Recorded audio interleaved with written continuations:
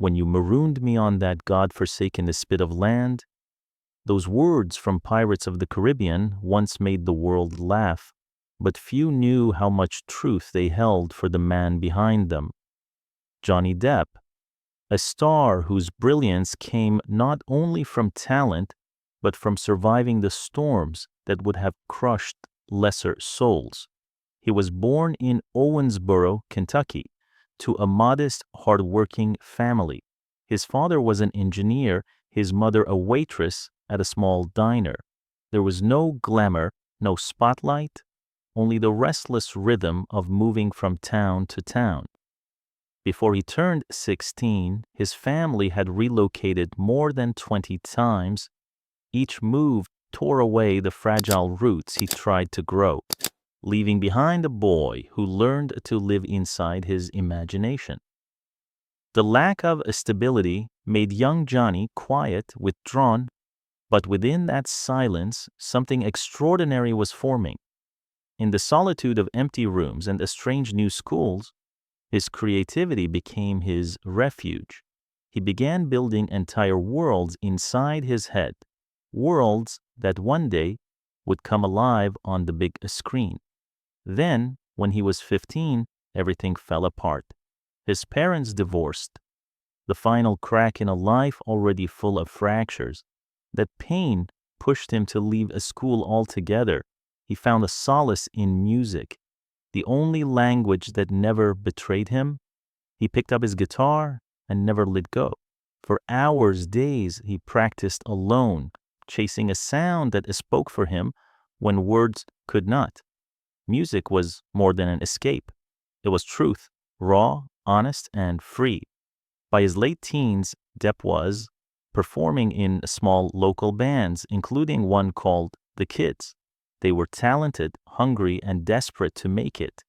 They opened for famous artists, driving through nights in beat-up cars, barely scraping enough money for gas and food. But those were the days that built him. When every note played was a step closer to finding himself. Then, just as the dream began to fade, fate intervened. A friend, actor Nicolas Cage, saw something in him, something deeper than a struggling musician. Cage told him, "You have a presence, Johnny. Try acting." Depp hesitated. He had no training, no plan, but he had instinct, and instinct had always guided him. That single suggestion changed everything. His first small role in A Nightmare on Elm Street introduced him to the world. His face, soft yet enigmatic, captured attention. Soon after, 21 Jump Street turned him into a national phenomenon. Posters of his youthful smile covered bedroom walls across America. Overnight, he became the idol of a generation. But fame for Johnny was never freedom. It was a cage made of adoration. He once said it felt as though he was acting in a film directed by someone else. He was living a role, but not his own. So he did something few dared to do. He walked away. He left behind the fame others would kill for, searching for something purer, artistic truth. And that's when he met a man who would change his destiny. Director Tim Burton. When Johnny met Tim Burton, it was as if two restless souls finally recognized each other. Burton saw beyond the heartthrob image. He saw a mind that didn't belong to Hollywood's glossy mold. He offered Johnny a role that would define him forever, Edward Scissorhands. It was the story of a gentle, lonely man, an artist trapped inside a misunderstood creation. And somehow, it was Johnny himself. When Edward Scissorhands premiered, the world was mesmerized. Behind the pale makeup and silent pain, audiences felt something raw, human, and heartbreakingly real. Depp didn't need words, his eyes spoke everything. That performance freed him from the shallow idol image and marked the rebirth of an artist who would never again be ordinary. From then on, Johnny chose roles not for money or fame, but for meaning. He became the patron saint of the misfits, giving life to characters who lived between beauty and madness, humor and sorrow. Films like Benny and June, What's Eating Gilbert Grape, and Dead Man proved that he wasn't chasing perfection. He was chasing truth. He often rewrote his own dialogue, changed costumes, or added small gestures on set, all to make a character breathe. For Depp, acting wasn't about control, it was about surrendering to the soul of the story. He once said, "The character should tell you what to do, not the other way around." And that philosophy made him unpredictable, but unforgettable. From the smoky bars of his youth to the golden stages of Hollywood, Johnny Depp's journey was built on instinct, rebellion, and heart. Every detour, every mistake, every late-night guitar riff had carved the spirit of an artist who refused to conform. And then the world finally saw the full brilliance of that spirit when Johnny Depp became Captain Jack Sparrow. In 2003, Johnny Depp sailed into uncharted waters with a character no one expected and no one would ever forget. Captain Jack Sparrow, the swaggering, drunken pirate with a heart full of secrets, changed not just Johnny's career, but the entire idea of what a movie hero could be. When Pirates of the Caribbean, The Curse of the Black Pearl premiered, it exploded across the world. The film made more than $654 million globally, but the true treasure wasn't gold, it was Johnny. Critics called his performance mad genius, a mix of rock star attitude and Shakespearean timing. The New York Times wrote that he had redefined adventure itself, blending the energy of a rebel musician with the mischief of a trickster god. Jack Sparrow was more than a role. He was Johnny's spirit, wild, eccentric, and free. And that freedom was contagious. His improvisations on set, slurred lines, sudden gestures, playful spins, became iconic moments written into cinematic history. Disney didn't control Jack Sparrow. Jack Sparrow controlled Disney. The world fell in love with him again, not as a teen idol, but as a legend. Sequels like Dead Man's Chest and At World's End pushed the franchise past $2.7 billion in box office, and Johnny earned an Oscar nomination for Best Actor, a rare feat for a blockbuster role. But even with global fame and fortune, he stayed grounded. He never cared about the spotlight. At the height of his stardom, while others were celebrating with champagne and red carpets, Johnny would quietly leave premieres to return home, to his guitars, his sketches, and his silence. He preferred a quiet life, and his friends loved him for it. Helena Bonham Carter once said, "Johnny listens. He makes everyone on set feel seen, even the crew who never get noticed." Directors described him as unpredictable, yet magnetic, the kind of actor whose instincts always made a scene better. And yet, behind this steady glow of success, a shadow was growing. Because even as Johnny Depp became a symbol of artistic freedom, his private life was beginning to unravel. He had conquered Hollywood. But now he would face something far darker than fame could ever prepare him for. By the late 2010s, Johnny Depp had become more than an actor. He was an institution.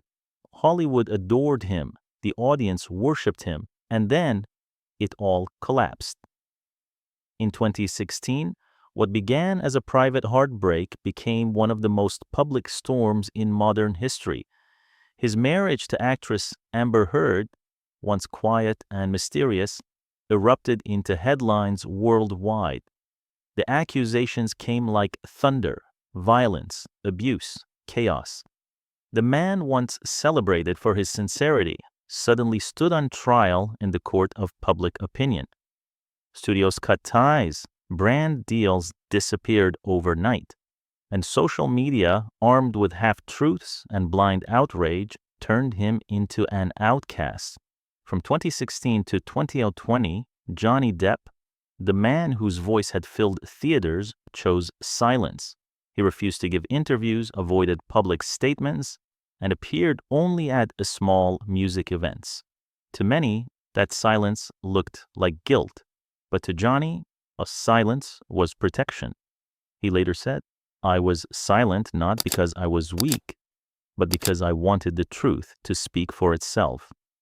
Then in 2020, he took the first stand, suing the Sun newspaper in the UK for calling him a wife beater.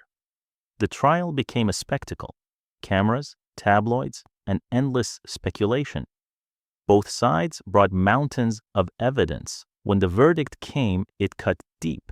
He lost not just the case, but his dignity in the eyes of an industry that once called him its golden boy. Warner Brothers asked him to resign from Fantastic Beasts, even though he had already filmed most of his scenes. For many, it seemed like the end of a legend, but Johnny Depp did not break. He rose again, this time not as an actor, but as a man fighting for truth. In 2022, he filed a defamation case in Virginia against Amber Heard, a trial that would capture the eyes of the entire world. Over 6 weeks, millions watched as Johnny Depp finally spoke. Calm, composed, honest. He didn't try to look perfect. He admitted his flaws, his struggles with alcohol, his moments of weakness, but he stood firm on one thing: he had never raised a hand in violence. And when the jury returned on June 1st, 2022, the world held its breath. Johnny Depp won on all counts. He was awarded over $10 million in damages. Amber Heard only a fraction of her counterclaim. Johnny wasn't in court that day. He was in England playing guitar with his band. When he finally released a statement, his words shook hearts across the world. 6 years ago, my life, my career, my very existence were over. 6 years later, the jury gave me my life back. It wasn't just a legal victory, it was redemption. After the storm came silence, but this time it was peaceful. In 2023, Johnny Depp walked the red carpet again, this time at the Cannes Film Festival. The film Jeanne du Barry, where he portrayed King Louis XV, premiered to a 7-minute standing ovation. It wasn't just applause for a movie, it was applause for a man who had survived destruction and come back with grace. When asked how he felt about returning to Hollywood, Johnny smiled faintly and said, "I don't need Hollywood. I only need passion." Those words marked a turning point. He was done chasing the industry that once turned its back on him. He no longer needed billion-dollar contracts or studio approval. What he sought now was freedom, the right to create without noise, without judgment. He returned to what had saved him in his youth: music and art. In the quiet of his home in Provence, France, he spent long hours painting abstract portraits and playing guitar. His solo exhibition in England sold out in just 24 hours. Collectors didn't just buy his name, they bought his soul on canvas. He also rejoined his band, Hollywood Vampires, alongside Joe Perry and Alice Cooper. Their concerts across Europe sold out effortlessly, not because of fame, but because of the raw, joyful energy Johnny brought to every note. He said softly, "When I play music, I feel free. I don't need to act or be understood. I just live in each note." After reclaiming his honor, Johnny used his time and resources for something purer: kindness. He frequently visited children's hospitals dressed as Captain Jack Sparrow, making sick kids laugh as though pain didn't exist. He gave donations quietly away from the cameras. Those who knew him said he gave away more than he kept and never spoke about it. Even his lifestyle transformed. He stopped drinking, ate clean, and found peace and simplicity. Early walks, sunrise guitar sessions, painting until dusk. Friends described him as calmer, more grounded. He smiles now, not to perform, but because he finally feels safe, one of them said. And above all, he became a devoted father again. He spends most of his time with Lily Rose, now an actress and model, and Jack, who prefers life away from fame. Johnny often says what matters most is being a father. Money and fame come back. Time with my kids doesn't. To him, success is no longer measured in awards or headlines. It's measured in peace. He supports young filmmakers, funds small independent projects, and paints not for galleries, but for joy. When asked what's next, Johnny smiled and answered, "I don't know what tomorrow will be, but today I want to paint another picture." He has lived the summit, the abyss, and now rebirth. At 61, Johnny Depp no longer chases the roar of applause or the glare of studio lights. He has traded the chaos of Hollywood for something far greater, peace. He lives now at a slower rhythm, surrounded by art, music, and silence. Each morning begins with the gentle strum of a guitar. Each night ends with the soft scratch of a paintbrush. The man once defined by a scandal and fame now finds meaning in small, quiet moments. The laughter of his children, the warmth of the sun through an open window, the freedom to simply exist. In public, he carries himself with humility. No longer the eccentric pirate or the tragic genius, just a man who has made peace with every version of himself. His once sharp edges have softened, but the fire remains, only steadier, wiser, and more human than ever. Johnny's story is more than a Hollywood comeback. It is a testament to resilience, truth, and the courage to begin again. From the boy in Kentucky who escaped through imagination, to the misunderstood artist who changed cinema, to the man who lost everything and still rose, his journey is proof that every wound can heal if met with sincerity. He no longer speaks loudly because he doesn't have to. His silence is not retreat. It is conviction. He has learned that sometimes the best revenge is to live beautifully. Johnny Depp's legacy isn't just his films. It's his spirit. A reminder that art can redeem, that courage can rebuild, and that truth, no matter how long it sleeps, always awakens. At 61, Johnny Depp stands not in the blinding spotlight, but in a gentler glow, one born of understanding, forgiveness, and peace. He needs to prove nothing. He simply lives honestly, freely, and with quiet grace. And perhaps that is his greatest masterpiece of all.